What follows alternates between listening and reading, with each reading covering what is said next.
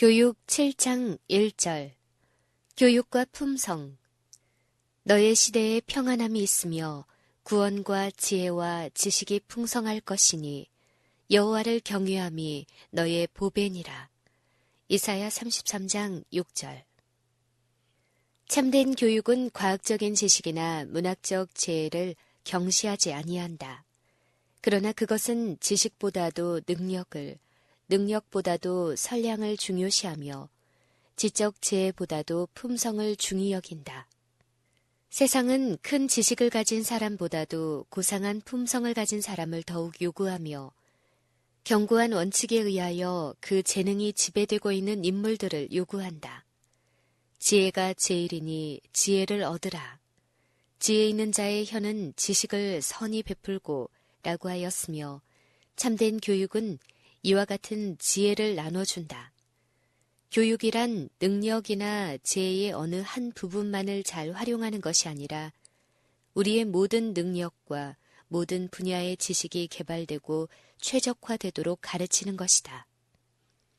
이와 같이 참된 교육이란 우리 자신과 우리가 사는 사회와 창조주 하나님에 대한 일체의 의무를 망라해서 가르치는 것이다. 품성을 쌓아 올리는 일은 인류에게 맡겨진 일 중 가장 중요한 일로서 이에 대한 끊임없는 연구의 중요성이 지금처럼 제고되어야 할 시기는 일찍이 없었다. 어떤 이전 세대도 이처럼 중요한 문제에 대처하도록 부름을 받지 않았으며 또한 청년 남녀들이 오늘날처럼 큰 위기에 직면했던 일도 일찍이 없었다. 이와 같은 시기에 있어서 행하여지고 있는 교육의 경향은 과연 어떠한가? 교육은 대부분 무슨 동기에 호소하는가? 그것은 이기주의에 호소하고 있다. 오늘날 행하여지고 있는 교육의 대부분은 왜곡된 교육이다. 이기적인 야심, 권세욕, 인류의 권리와 필요를 무시하는 일 등은 세상의 저주가 되는 일로 참된 교육은 그것을 중화시키는 영향을 발휘한다. 하나님께서는 각 사람에 대하여 각각 개별적인 경영을 가지고 계신다. 각 사람은 그가 받은 재능을 최대한으로 신장시켜야 한다. 그가 받은 재능이 크든지 또는 작든지 간에 그 재능을 개발하는 일에 신실함으로 그는 존경을 받을 만한 자격을 갖게 되는 것이다. 하나님의 경영 가운데에는 이기적인 경쟁을 할 여지란 있을 수가 없다. 자기로서 자기를 헤아리고 자기로서 자기를 비교하는 자는 지혜가 없는 자이다.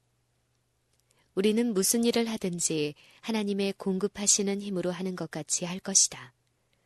무슨 일을 하든지 마음을 다하여 주께 하듯 하고 사람에게 하듯 하지 말라. 이는 유업의 상을 주께 받을 줄 알미니 너희는 주 그리스도를 섬기느니라.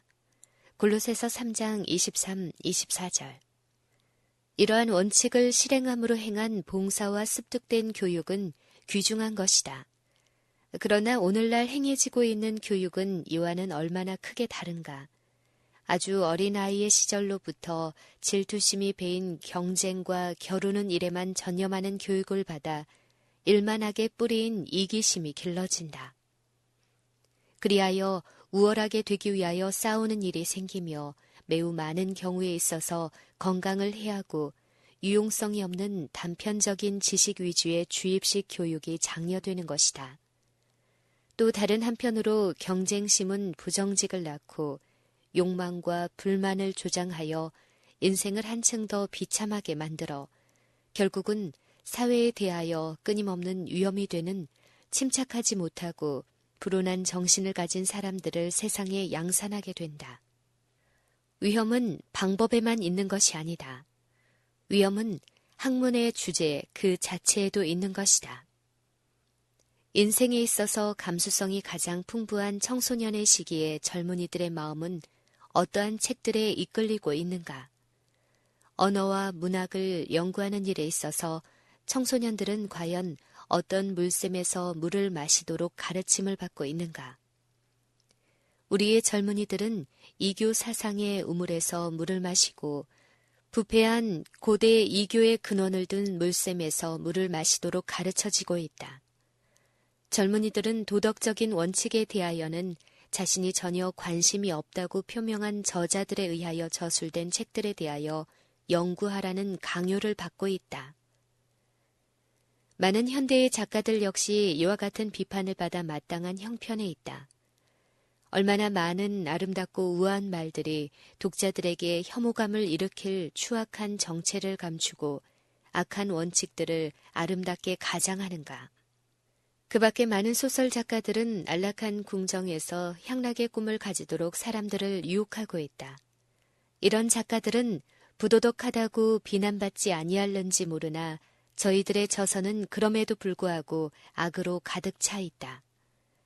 이런 일은 실로 셀 수 없이 많은 사람들에게서 인생의 엄숙한 문제들을 위하여 사용해야 할 귀중한 시간과 정력을 빼앗고 자기 수련을 방해하고 있는 것이다.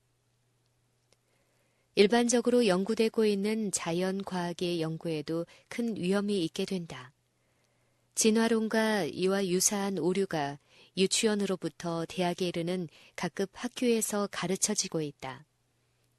그리하여 하나님에 대한 지식을 가르쳐야 할 과학의 연구가 사람의 이론과 가설들로 혼합된 잘못된 이론에 의하여 하나님을 불신하는 일을 조장하고 있다. 학교에서 하는 성경 공부에서까지도 실로 값으로 말할 수 없는 값진 하나님의 말씀의 진리가 세상 사람들로부터 그 진리를 빼앗기고 있는 일이 너무나 자주 있다. 분석하고 추측하고 재구성하는 고등 비평의 작업은 성경이 하나님의 계시라는 믿음을 소멸시키고 인생을 다스리고 향상케 하며 영감을 주는 능력을 하나님의 말씀으로부터 빼앗고 있다. 청소년들이 사회로 진출해서 돈 버는 일에 대한 욕망, 향락과 방종, 허식과 사치, 그리고 과장하는 일, 사기, 도둑, 파멸 등과 같은 죄의 유혹들을 당하게 될 때 어떠한 가르침들을 그들이 직면하게 될까? 강신술은 사람은 타락하지 아니한 하나의 신인이므로 각 사람의 마음은 스스로 판단할 것이며 참된 지식은 사람으로 모든 율법을 초월하게 하고 범한 모든 죄는 무죄한 것이니 대개 무엇이나 있는 것은 바르고 하나님은 정죄하지 아니하시는 까닭이라고 우리를 미혹한다. 그리고 가장 추악한 사람이라도 하늘에 가서 높은 대접을 받는다고 말한다. 그래서 사람은 무슨 일을 하여도 상관이 없으며 좋을 대로 즐겨 살아도 하늘에 갈 수 있다고 선언한다. 이리하여 많은 사람들은 욕망이야말로 최고의 법이며 방종은 자유이고 사람은 자기 자신에 대하여서만 책임이 있다고 믿게 된다. 충동이 가장 강하고 자제와 순결이 절실히 요구되는 인생의 초기부터 이런 가르침을 받는다면 젊은이들은 어떤 곳에서 덕행을 보호할 만한 교훈을 찾을 수가 있겠는가? 무엇으로 소돔과 같이 되어가는 세상을 막을 수가 있겠는가? 또한 무정부주의는 모든 법, 즉 하나님 율법뿐만 아니라 인간의 법까지도 폐하여 버리려고 하고 있다. 부와 권력의 집중, 다수를 희생시키고 소수가 부하여지려는 거대한 연합, 이에 맞서는 빈민계층의 이익과 요구를 옹호하는 집회와 결사들, 불안과 소동, 그리고 유혈의 정신, 프랑스 혁명을 일으킨 그 같은 가르침의 세계적인 조류, 이런 모든 것들은 프랑스를 진동시킨 것과 같은 투쟁으로 전 세계를 어지럽게 만드는 일을 조장하고 있다.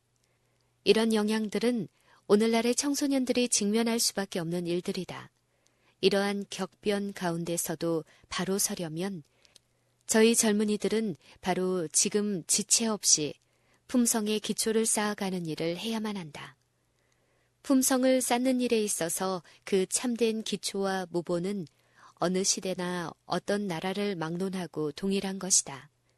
내 마음을 다하여 주 너희 하나님을 사랑하고 또한 내 이웃을 내 몸과 같이 사랑하라 하신 하나님의 율법, 곧 우리 주 예수님의 생애와 품성에서 나타나신 바 된 품성의 원칙이야말로 단 하나의 견고한 기초이며 더없이 확실한 지표가 되는 것이다. 너희 시대에 평안함이 있으며 구원과 지혜와 지식이 풍성할 것이니 여호와를 경외함이 너의 보배니라 한 것과 같이 그 지혜와 지식을 줄 수 있는 것은 하나님의 말씀뿐인 것이다. 하나님의 계명을 순종할 것에 대하여 그리함은 열국 앞에 너희의 지혜요 너희의 지식이라 라고 하신 말씀은 옛날 이스라엘 백성에게 말씀하신 당시와 마찬가지로 오늘날에 있어서도 진리인 것이다. 하나님의 말씀에만 개인의 성실, 가정의 순결, 사회의 행복과 국가의 안정을 위한 방벽이 있다. 혼란과 위험, 그리고 권리를 요구하며 싸우는 인간의 삶에 있어서 한 가지 안전하고 확실한 법칙은 하나님의 말씀대로 행하는 것이다. 여호와의 교훈은 정직하여 이런 일을 행하는 자는 영영이 요동치 아니하리라고 성경은 말한다.